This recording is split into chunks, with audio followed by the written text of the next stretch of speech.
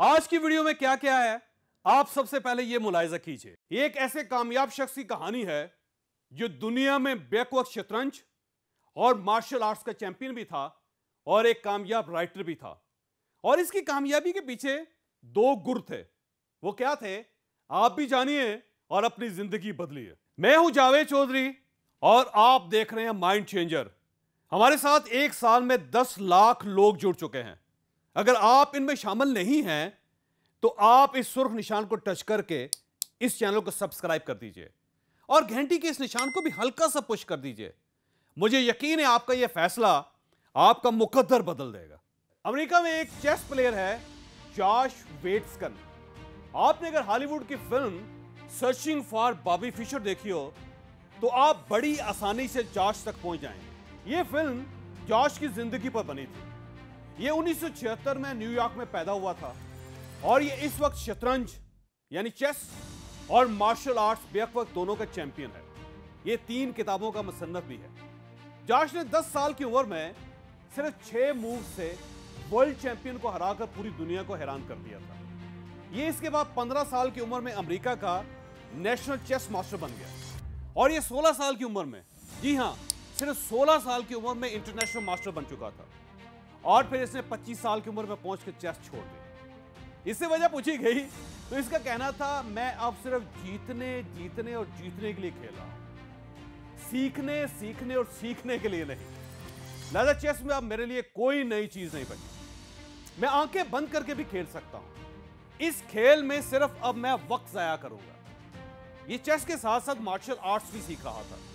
इसने उस पर तवज्जो दी और ये इसमें भी चैंपियन बन गया। इसने एन जवानी में ये पीक भी देख ली तो ये राइटिंग में आ गया और इसने 3 बेस्ट सेलर किताबें लिखी और दुनिया को इसमें भी हैरान कर दिया। अब सवाल ये है जॉश ने ये तमाम कामयाबियां हासिल कैसे की? इसके पीछे सिर्फ एक टेक्निक, सिर्फ एक प्रिंसिपल था। ये न्यूयॉर्क में जहां रहता था वहां लोग चेस खेलते थे। ये रोज उन्हें देखता था। चेस प्लेयर्स को देख कर इसके दिल में चेस प्लेयर बनने की ख्वाहिश पैदा हुई। लेकिन इशू ये था ये इस खेल में बड़ा खिलाड़ी कैसे बन सकता है। ये सोचता रहा यहां तक कि 7 साल की उम्र में इसने मार्शल आर्ट्स के वर्ल्ड चैंपियन ब्रूस ली का एक फिक्रा सुना और इस फिक्रे ने इसकी जिंदगी बदल दी। ब्रूस ली का कहना था मैं उस शख्स से नहीं डरता जिसने 10,000 किक्स की प्रैक्टिस की हो। मैं उससे डरता हूं जिसने एक ही किक 10,000 मर्तबा प्रैक्टिस की। यह फिक्रा सीधा इसके दिल में लगा। इसने शतरंज बिछाई और एक मोहरे के साथ खेलना शुरू कर दिया। यह पूरी गेम में कोई दूसरा मोहरा इस्तेमाल नहीं करता था। यह उस वक्त तक दूसरे मोहरों की तरफ मुतवज्जो नहीं होता था जब तक यह पहले मोहरे की दुनिया में मौजूद तमाम मूव्स नहीं सीख लेता था। यूएस ने हर मोहरे की इतनी प्रैक्टिस की कि यह तमाम मोहरों की तमाम मूव्स को समझ गया। तमाम मोहरों की तमाम मूव्स इसके दिमाग का हिस्सा बन गए। चुनांचे इससे कमाल कर दिया। मार्शल आर्ट्स और राइटिंग में भी इसकी कामयाबी की यही वजह थी। यह सिर्फ कोई एक मूव लेता था और उसकी 10,000 मर्तबा प्रैक्टिस करता था। यहां तक कि वो मूव इसके लाइफस्टाइल, इसके रिफ्लेक्सेस का हिस्सा बन जाती थी। चुनांचे इसने दुनिया को हैरान कर दिया। इसका दूसरा असूल नेचर था। यह फितरतन एग्रेसिव था। इसका ख्याल था यह जब तक अटैकिंग मोड में खेलता रहा यह कामयाब रहा। इसने जिस दिन डिफेंसिव खेला, चेस हो या मार्शल आर्ट्स, यह हार गया।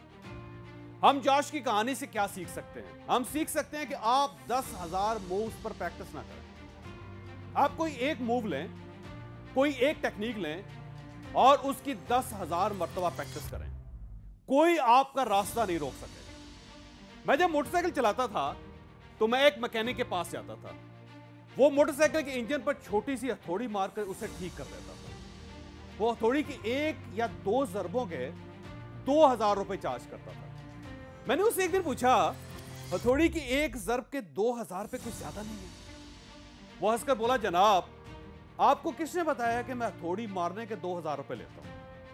मैं तो उन 18 सालों और उन 2 लाख हथौड़ियों की फीस चार्ज करता हूं जिनके बाद मुझे यह पता चला था कि हम किस जगह कितनी फोर्स के साथ हथौड़ी मारें तो इंजन ठीक हो जाता है।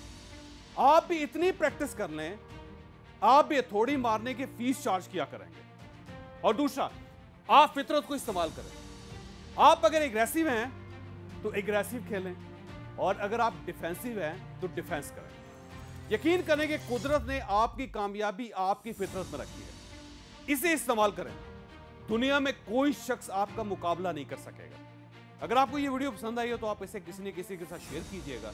ये इंशाल्लाह किसी न किसी का माइंड और फिर मुकद्दर जरूर तब्दील करेगा।